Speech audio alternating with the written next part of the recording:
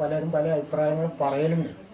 പറഞ്ഞാൽ ഞങ്ങൾ അറിയിക്കേണ്ട കാര്യം ഞങ്ങൾ തൊട്ട സ്ഥലമെല്ലാം അതുകൊണ്ട് നിങ്ങളോട് പറഞ്ഞു, നിങ്ങൾക്ക് ഇഷ്ടങ്ങൾ ചെയ്താൽ മതി എന്നുള്ള നിലയ്ക്ക് ഞങ്ങളിതാവും. അതോടുകൂടി പിന്നെ ആ തുടങ്ങുന്ന സമയത്ത് ഈ വക കാര്യങ്ങളൊന്നും അല്ല അവിടെ നടക്കണം. അവർ പ്രത്യേകിച്ച് വിളിച്ച് പറഞ്ഞ് നമ്മളോട് ഞങ്ങളും അതിലേക്ക് സഹകരിക്കുന്നു പറഞ്ഞ് ആ കാര്യങ്ങളൊക്കെ ഭംഗിയായിട്ട് നടത്തുന്നുണ്ട്. അതങ്ങനെ ഒരു തോന്നൽ വരാൻ എന്താ കാരണം? അത് ഭഗവതിയുടെ ഒരു കടാക്ഷം കൊണ്ടുവരുന്നതല്ലേ. അങ്ങനെ എല്ലാവർക്കും നല്ലൊരു അവിടുത്തെ കാര്യം പറയുമ്പോൾ എന്തോ ഒരു പ്രത്യേക ഇത് വരുന്നുണ്ട്. എങ്ങനെയും അത് തട്ടിക്കുട്ടി ഞങ്ങൾക്ക് കാര്യങ്ങൾ നടക്കാറുണ്ട്. അതെല്ലാവരും എത്ര എതിരഭിപ്രായം ഉണ്ടെങ്കിലും കാര്യങ്ങൾ എല്ലാം ഭംഗിയായിട്ട് നടക്കുന്നുണ്ട്, എല്ലാവരും നടന്നിട്ടുമുണ്ട്. അതാണിപ്പോൾ ഞങ്ങളുടെ പ്രധാനമായിട്ടുള്ള കാര്യങ്ങൾ.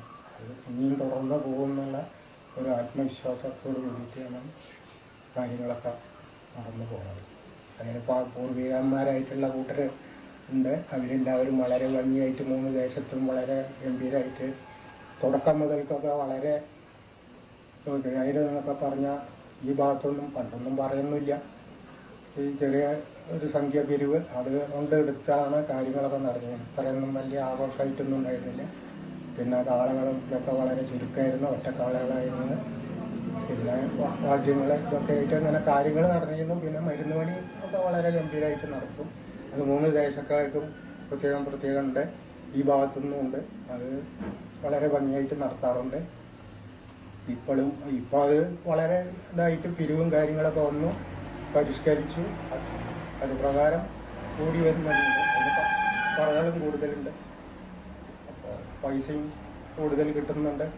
അങ്ങനെ പരിഷ്കരിച്ചതിനനുസരിച്ചിട്ടുള്ള കാര്യങ്ങൾ ഇപ്പോൾ നടന്നു പോകുന്നുണ്ട്. പഴയ കാലത്ത് വളരെ ഭംഗിയായിട്ട് പണ്ടും നടന്നിട്ടുണ്ട്. ഇത്ര ആർഭാടമില്ലെങ്കിലും അവിടുത്തെ ഒരു കാര്യം എന്ന് പറഞ്ഞാൽ അത്രയും ഭംഗിയായിട്ടാണ് നടത്തിയിരുന്നത്.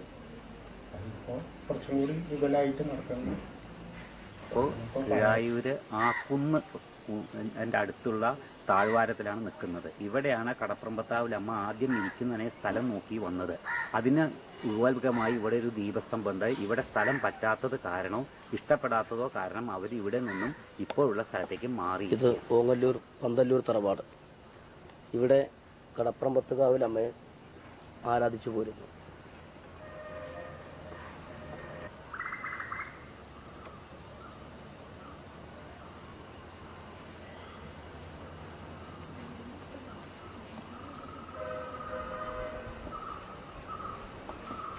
പന്തല്ലൂർ തറവാട്ടിലെ ഇപ്പോഴത്തെ കാരണവരുടെ കൂടെയാണ് നമ്മളിപ്പോൾ.